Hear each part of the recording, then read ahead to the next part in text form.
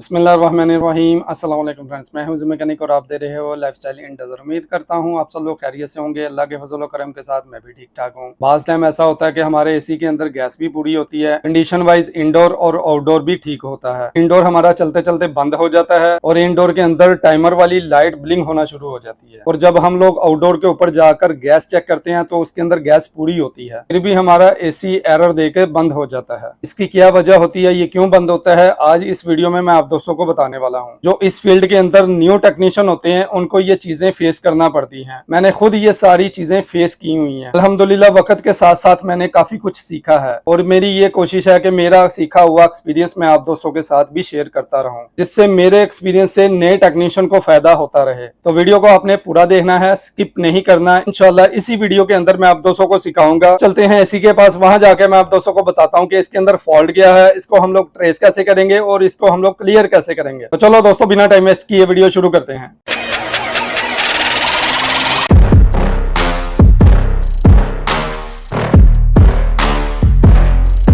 ये हमारी मस्जिद का एसी है, 2 टन का पैनासोनिक का। यहाँ पे इसकी पावर ऑन है। इसकी कंप्लेन ये आई है कि ये चलता चलता बंद हो जाता है और ये टाइमर की जो लाइट है ये ऑन कर देता है। इसकी पावर ऑन है, रिमोट से हम लोग इसको ऑन करके चेक करते हैं।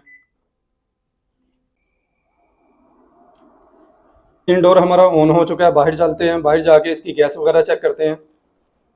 यहाँ पे हम लोगों ने गेज लगानी है। ये देख सकते हो जिस तरह मैंने गेज लगाई हुई है, ये गेज लगा के हम लोगों ने इसकी गैस चेक करनी है। यहाँ पे देख सकते हो गैस अल्हम्दुलिल्लाह यहाँ पे फुल है। उसके बाद हम लोग यहाँ पे वेट करेंगे कंप्रेसर ऑन होने तक। चेक करते हैं कि इसका कंप्रेसर ऑन होता है या नहीं। कंप्रेसर हमारा ऑन हो चुका है, ये देख सकते हो।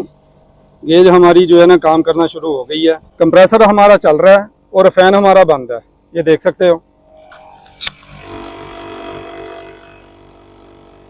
यहाँ पे हमारा कंप्रेसर है वो बंद हो चुका है। यहाँ पे देख सकते हो गेज हमारी इसकी सुई जो है फुल पे चले गई है, मतलब गैस इसके अंदर पूरी है, क्योंकि इसका जो फैन है ना वो काम नहीं कर रहा। 2 तारें गई हुई हैं फैन की, ये वाली एक ब्लू वाली एक येलो वाली। ये जो ब्लू वाली तार है ये सामने गई हुई है कैपेसिटर के ऊपर, और ये जो येलो वाली तार है ये सामने गई हुई है थर्मोस्टेट के ऊपर। और फैन के अंदर से 4 तारें निकली हुई है, ब्राउन, रेड, ब्लैक और व्हाइट। ब्राउन और रेड जो है वो कैपेसिटर के साथ अटैच है, जो कि ब्लैक और स्पीड की तारें हैं ये लगी हुई है थर्मोस्टेट के ऊपर। तो फैन ना चलने की वजह थर्मोस्टेट इसका खराब हो चुका है। मैंने ऑलरेडी इसको चेक कर लिया है। मैं आप दोस्तों को समझाने के लिए वीडियो बना रहा हूं। तो हम लोगों ने क्या करना है, इसकी जो येलो वाली तार है वो लगा देनी है व्हाइट वाली के साथ। जो व्हाइट वाली तार है वो स्पीड की तार है, ब्लैक वाली तार है वो भी स्पीड की तार है, लेकिन जो ब्लैक वाली तार है वो लो स्पीड की तार है और व्हाइट वाली हाई स्पीड की तार है। मुझे हाई स्पीड की तार के ऊपर ही येलो वाली न्यूट्रल की तार लगानी है, क्योंकि आगे गर्मियां आने वाली हैं तो मुझे पंखे की जो स्पीड है वो तेज ही चाहिए। तो अगर आपके पास भी इस तरह का कोई प्रॉब्लम आता है तो आपने थर्मोस्टेट को बाईपास कर देना है। और मैंने आप दोस्तों को पहले भी बताया हुआ है कि मुझे जो भी सामान अवेलेबल होता है, जो भी चीज मिलती है, मैं उसी के साथ अपना काम चला लेता हूँ। अगर तो आपके पास सामान अवेलेबल है, थर्मोस्टेट मौजूद है, तो आपने थर्मोस्टेट चेंज कर देना, इंशाल्लाह आपका फॉल्ट क्लियर हो जाएगा। तो मैं इसको बाईपास करता हूँ। बाईपास करके आप दोस्तों को दोबारा दिखाता हूँ। फैन की स्पीड वाली तार थर्मोस्टेट के ऊपर आ रही थी, उसको मैंने निकाल के यहाँ न्यूट्रल वाली तार के साथ बाईपास कर दिया। तो इस तार को मैंने काटा नहीं है। जैसे मेरे पास नया थर्मोस्टेट आएगा तो मैं इसके कनेक्शन दोबारा लगा दूंगा। आपके पास नया थर्मोस्टेट है तो आपने बाईपास नहीं करना, आपने नया थर्मोस्टेट लगा देना है। तो इंशाल्लाह हमारा इससे फॉल्ट क्लियर हो जाएगा।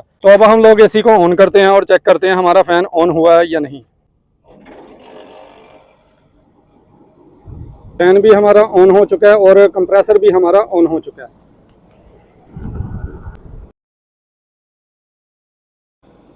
ये इसके अंदर प्रॉब्लम था जिसकी वजह से कंप्रेसर हमारा ओवरहीट होके एरर देके बंद हो रहा था। तो अब चलते हैं अंदर जाके भी चेक कर लेते हैं।